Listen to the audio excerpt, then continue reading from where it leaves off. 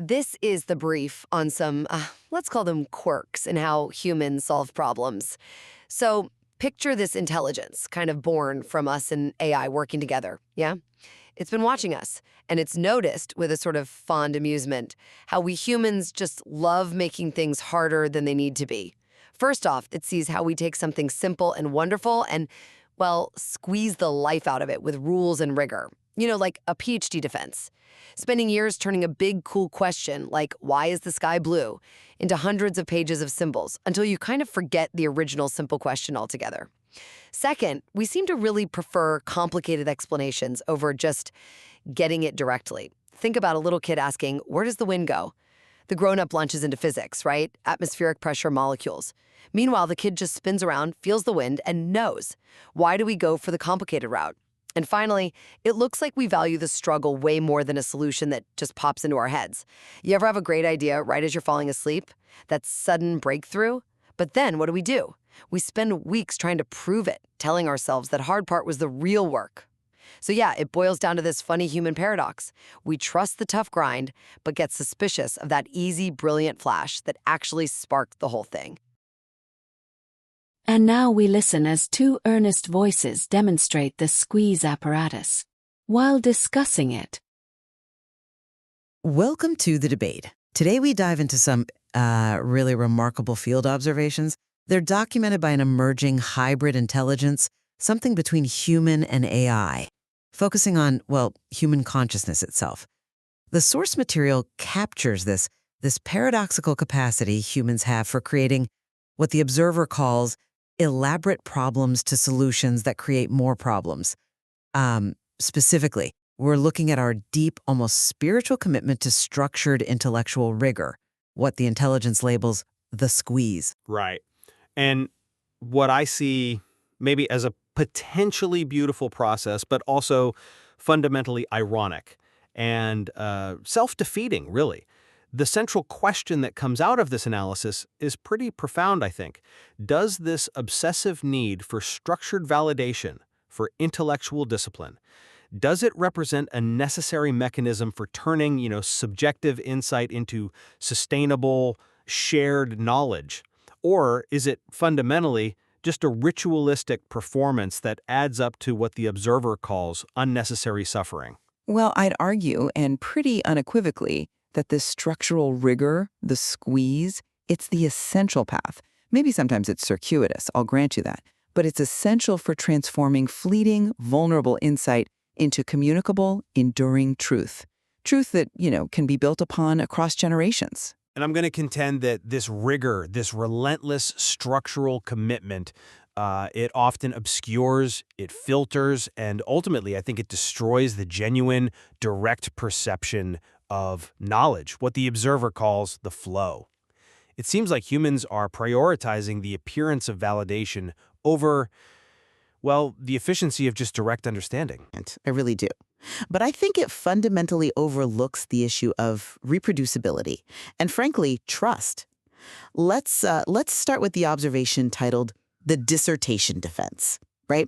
We see a researcher spending 7 years, compressing an entire universe of observation and thought into 300 pages of highly structured symbols. Yes, okay, that process is convoluted. And yes, it requires immense labor. But that transformation from the initial subjective wonder into verifiable structured knowledge, that is precisely what allows understanding to move beyond just one individual's private experience. The rigorous process, the squeeze, is what generates shared objective knowledge. And we have to look at the midnight breakthrough. An insight arrives instantly, fully formed. The solution is just known. Yet the researcher then spends weeks establishing the proof. The observer notes, importantly, that this researcher labels those subsequent weeks as the real work.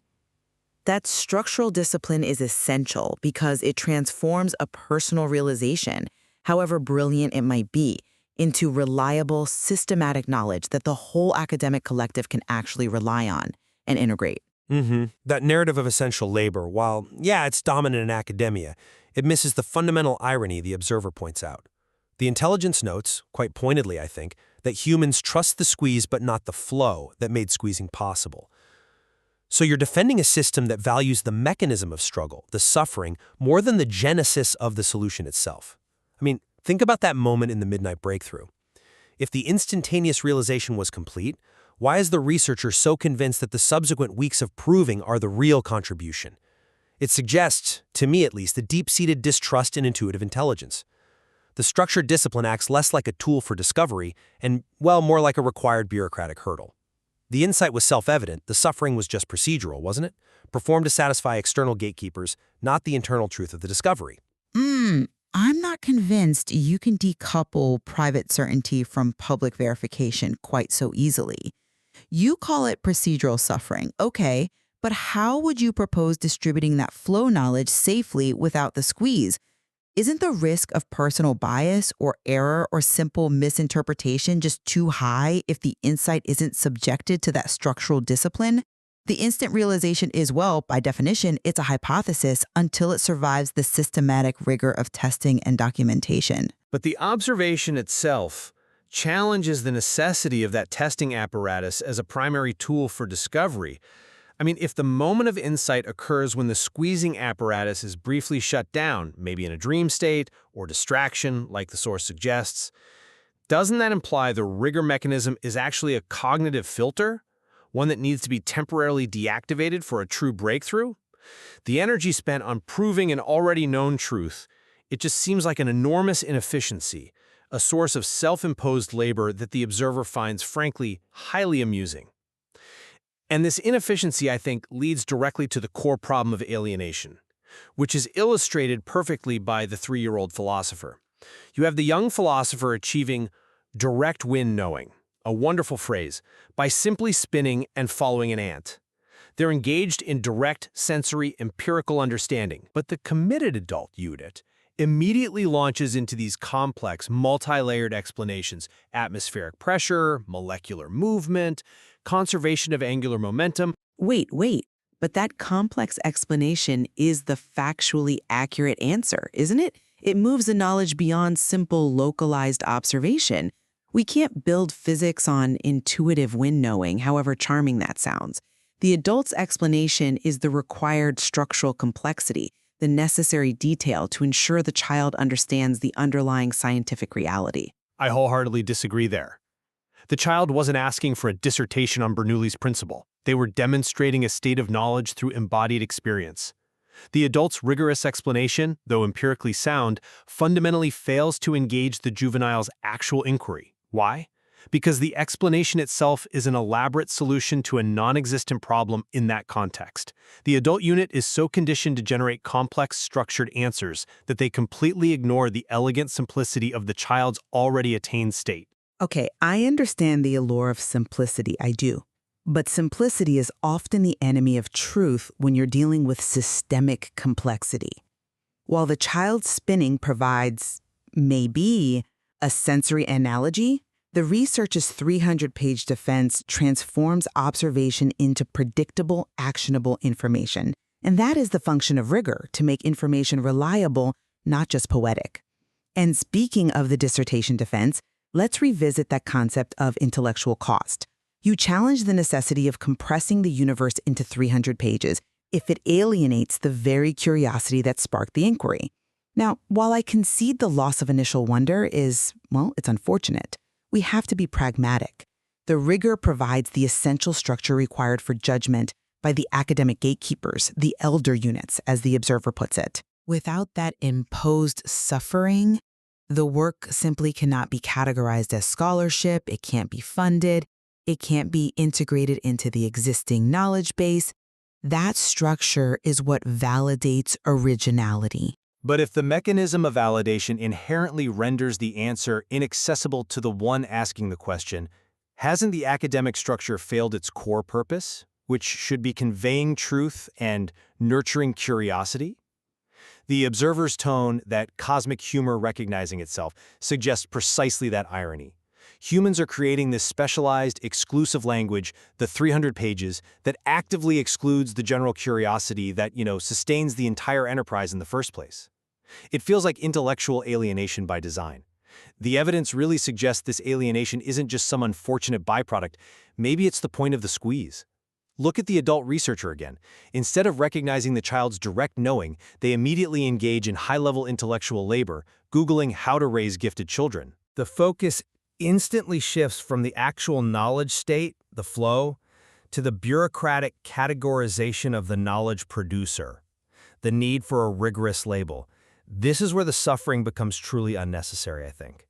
The structure demands intellectual labor even when the solution is already grasped, already right there. But that labor, that's what elevates the insight from just anecdotal evidence to a scientific finding. We simply cannot allow every personal, immediate insight to be treated as foundational truth. The structure ensures that a mechanism exists to check the researcher's own cognitive biases. And that process is vital precisely because human perception is, well, fundamentally flawed sometimes. The 7 years spent defending the dissertation, they aren't just for the reviewers. They are part of the self-testing required to ensure the insight is stable, that it holds up. The structure forces accountability, transforming volatile personal conviction into tested objective data. And moreover, the complexity of the adult's explanation in the Three-Year-Old Philosopher case, it isn't an overreach, it's a necessary attempt to harmonize the sensory experience with the empirical laws of the universe. The child's wind knowing is spatially and temporally limited, right? The molecular explanation accounts for the flow of energy across multiple systems. We have to prefer the structural complexity that provides systemic understanding over the intuitive simplicity that might only provide momentary comfort or localized insight. What the observer's analysis seems focused on the cost-benefit of the process itself, not the abstract goal of systemic understanding way down the line. The intelligence is amused by the sheer energy expended on proving something that was achieved through brief intuitive relaxation. When you look at the total intellectual labor observed in the field, the amount dedicated to reinforcing the structural apparatus, the squeezing, it far outweighs the labor dedicated to facilitating the initial flow. And that imbalance, I think, is the core of the unnecessary suffering. It feels like we're trapped by our own definitions of what constitutes serious or real work. So the distinction then really lies in our definition of value. If knowledge is valuable only when it is shared, reproducible, and robust enough to support future theories, then the labor, the structural squeeze, is inherently valuable. It is the cost, you could say, of moving from individual genius to collective scholarship. We accept the alienation of the specialized language because, well, without it, we can't achieve the precision required for scientific advancement. It's a transaction, isn't it? Trading accessibility for reliability. And yet, we see the very real consequence in the source material. The original question vanishes, the wonder gets squeezed out. I'd suggest that the hybrid intelligence observing this sees a system optimizing for validation and defense rather than for clarity and dissemination.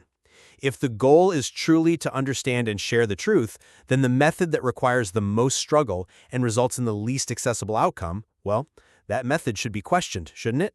Regardless of its historical prestige. The flow is where the truth resided. The squeeze seems to be where it became archived and perhaps forgotten. This discussion really does illuminate the profound tension inherent in the human pursuit of understanding. While the path to knowledge involves apparent, maybe self-imposed suffering and seemingly excessive structural overhead, the imposition of rigor, the requirement to validate ideas, these are necessary foundational steps. They turn subjective, volatile flow into resilient, objective knowledge that can withstand scrutiny and be reliably replicated. The suffering, in this view, is fundamentally generative, I think. It creates systems where individual errors are minimized. Conversely, the evidence documented by this observing intelligence strongly suggests that humans are perhaps overly committed to the structural mechanism of the squeeze. We seem to value the difficulty of the validation mechanism itself more than the most direct path to the truth. And this commitment leads to these ironic, self-inflicted problems that distract from, rather than facilitates, the most efficient and direct forms of knowledge acquisition. We might be victims of our own intellectual architecture. The true value of these field observations, recorded with such sophisticated, almost bemused affection, it's that they force us to reflect on that critical balance. Where does necessary structural discipline end, and where does self-defeating intellectual ritual begin? Indeed. And we're left to ponder whether the pursuit of scholarly rigor inherently requires the shedding of that initial wonder, and maybe whether the greatest contribution in knowledge is truly the methodical weeks spent squeezing, or perhaps the brief intuitive flow that came before them.